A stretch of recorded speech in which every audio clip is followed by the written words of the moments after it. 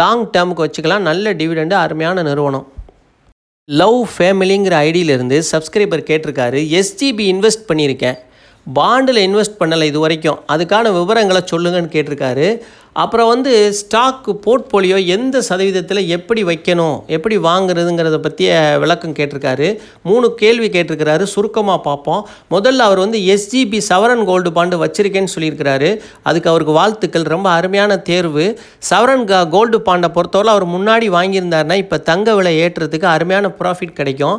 அது மட்டும் இல்லை, அதில் 2 ப்ராஃபிட். ஒன்று தங்க விலை ஏற்றத்தோட ப்ராஃபிட்டும் உங்களுக்கு கிடச்சிரும்.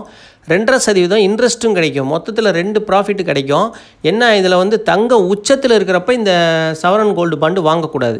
அது எப்போ வாங்கணுங்கிறதுல தான் அவங்களோட ப்ராஃபிட்டே முடிவு செய்யப்படும். இப்போ போய் வாங்கலாமான்னா இப்போ வாங்கக்கூடாது. இப்போ ரொம்ப உச்சத்தில் இருக்குது. ஆனால் இதுதான் உச்சமானு தெரியல. இருந்தாலும் இது இந்த உச்சம் கண்டிப்பாக இறங்குறதுக்கு வாய்ப்புகள் அதிகமாக இருக்குது. ஏன்னா தொடர்ந்து நல்ல ஏற்றம் தங்கம்.